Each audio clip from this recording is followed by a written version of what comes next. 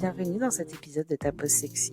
Je suis Anne-Elisabeth, ta coach en sexualité, qui dans chaque épisode t'invite à explorer ton intimité au travers de conseils audacieux, mais aussi de récits érotiques et captivants. Installe-toi confortablement pour plonger dans ton monde mystérieusement et merveilleusement érotique. Bonne écoute!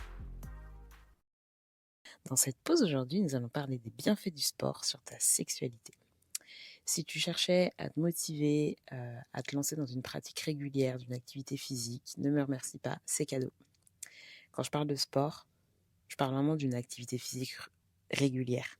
Donc vraiment le fait de bouger ton corps. On ne parle pas de te préparer pour les JO. Là, on est vraiment sur ce que font monsieur et madame tout le monde pour rester en forme. Donc maintenant, c'est plus à toi de décider ce que tu mets dans ce type d'activité. Est-ce que tu fais rentrer dans cette case ?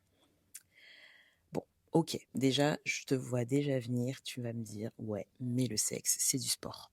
En effet, mais c'est pas de ça dont je parle. Je vais t'expliquer. Déjà, le sport, ou activité physique, comme tu veux l'appeler, c'est un très bon allié pour ta santé mentale. Donc vraiment au global. C'est tout simplement un super moyen de diminuer le stress. Et je te rappelle que le stress, c'est le pire ennemi de ta libido. Je dirais jamais assez, mais ça, il faut vraiment que tu te le rentres dans le crâne. Quand tu es stressé, c'est normal de ne pas avoir de libido. Ton corps a d'autres choses à gérer. Donc vraiment, en fait, dans ces moments-là, un bon moyen de décharger du stress, de libérer un cocktail d'hormones ultra cool qui va te détendre, c'est le fait de faire du sport.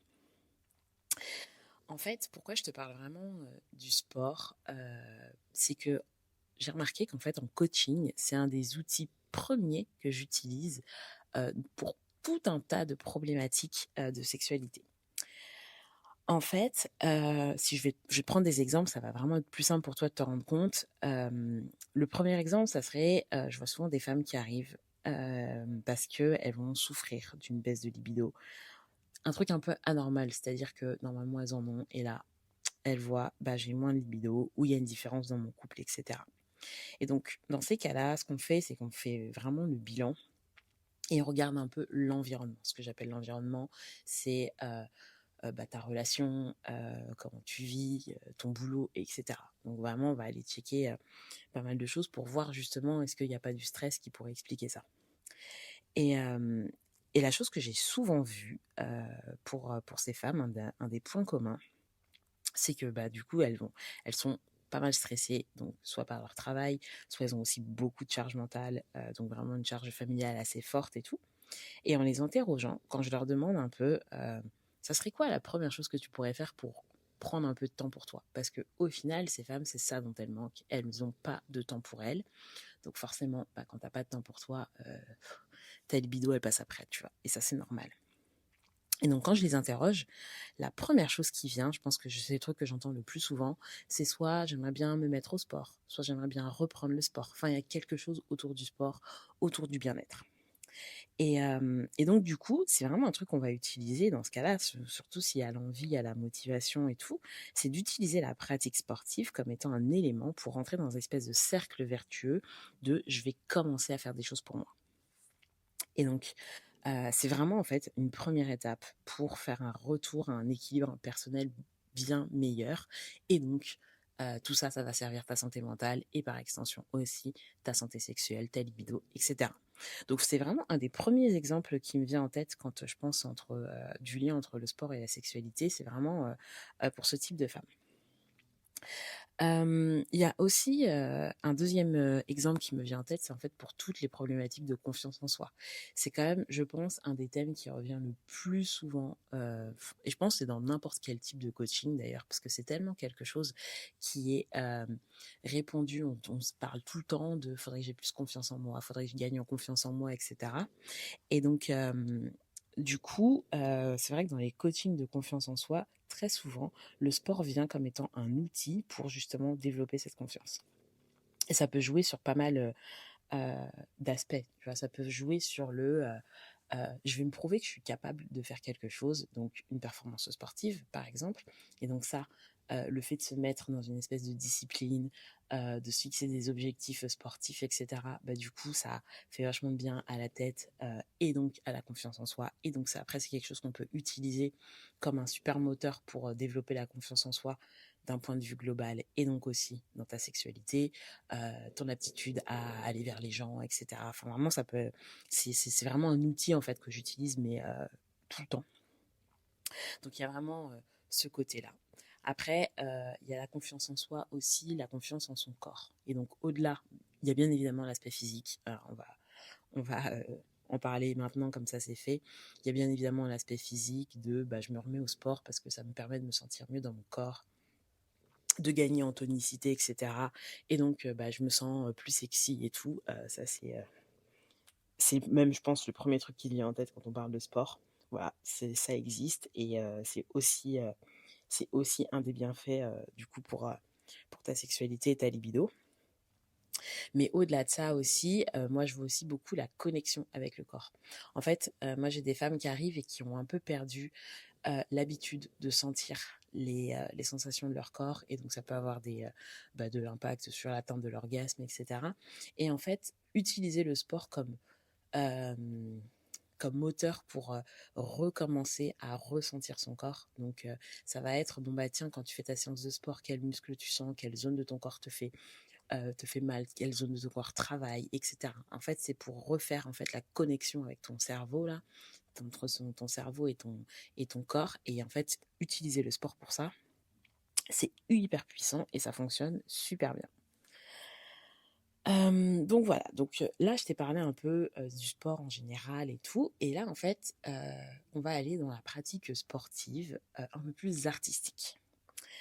Et donc quand je pense à ça, les deux trucs qui me viennent en tête, ça va être le yoga et la danse. Où là on est sur des choses moins, justement, il y a moins le côté performance athlétique, où on va plus être sur ce que moi je vais appeler de l'énergétique. Tu vois, si je devais trouver un mot pour tout ça, c'est plus, on va aller travailler sur ton énergie. Et donc, encore une fois, tu as bien sûr ce bien-être hormonal après la pratique du sport et notamment de la danse qui est génial. Mais en fait, la danse, c'est très souvent utilisé pour travailler la sensualité. J'ai pas du tout besoin de t'expliquer pourquoi c'est lié à la sexualité et la sensualité, j'en suis sûre. Et si c'est pas le cas d'ailleurs, je te laisse venir me voir sur Insta, en DM, etc. Pour me poser des questions sur le sujet. Mais donc la danse, c'est un super moyen d'aller travailler sa sensualité. Moi, j'adore parler de réveiller son animal intérieur, cette espèce de petite voix, cette petite bestiole en nous, bref, tu l'appelles comme tu veux, mais qui est vraiment ton allié dans ta sexualité. C'est ce moment où tu sais, tu lâches un peu prise et tu deviens un peu plus sauvage, avec moins de conventions, de normes sociales, etc. C'est ça que moi j'appelle notre animal intérieur. Et la danse, c'est un super moyen pour aller stimuler ça. Tu vois, quand j'y pense, je pense à des danses comme le dancehall ou le reggaeton, le twerk, le booty shake. Tu vois, déjà, toutes ces danses, elles ont une connotation et une dimension sensuelle et sexuelle ultra forte. Je pense aussi au tango, tu vois, où tu as un peu ce côté femme fatale et tout. Et en fait, pratiquer la danse, peu importe quelle danse tu veux faire, je te donnais juste des exemples, et bien, c'est un super moyen justement d'aller chercher cette, tu vois, cette petite étincelle au fond de toi, la faire vivre et, euh, et y jouer en fait. Je trouve que la danse c'est génial pour jouer et déjà jouer un rôle et se reconnecter à cette énergie un petit peu sexy, sensuelle, sexuelle et tout. Et ben c'est vraiment ultra bien. Et en fait, tu as beaucoup de programmes qui mettent justement de la danse-thérapie, ce genre de choses, parce qu'en fait, c'est vraiment aller réveiller cette énergie en toi et ça fait vraiment du bien. Et je suis sûre que là, je suis en train d'en parler et tu te vois déjà avoir écouté des petites musiques qui t'ambiancent bien et qui du coup te font danser, te font te sentir sexy et tout. Et c'est exactement ça qu'on va chercher. Et donc en fait, il y a des gens qui vont, pour faire du sport, qui vont faire de la danse justement pour ce bienfait particulier, tu vois. je sais pas, quand tu vas faire un cours de booty shake ou de twerk où tu apprends à bouger les fesses, tu es bien contente, tu vois, parce que tu trouves ça quand même plutôt sexy et de pouvoir réutiliser ça dans tes parties de jambes en l'air avec ton mec, c'est quand même super cool. Voilà. Et donc, en fait, c'est vraiment un truc, moi, que j'encourage. En plus, il y a un petit côté fake it until you make it je joue la comédie. Alors, c'est pas hyper incarné et tout, mais vas-y, je vais y aller pour le fun. Et ça, cette énergie-là, elle est super parce que du coup, tu vois, ça réveille. Et derrière, moi, en coaching, c'est quelque chose que je vais pouvoir aller utiliser. Et du coup, je vais avoir des nanas qui vont avoir reconnecté avec des parties d'elles-mêmes qu'elles avaient potentiellement parfois complètement oubliées.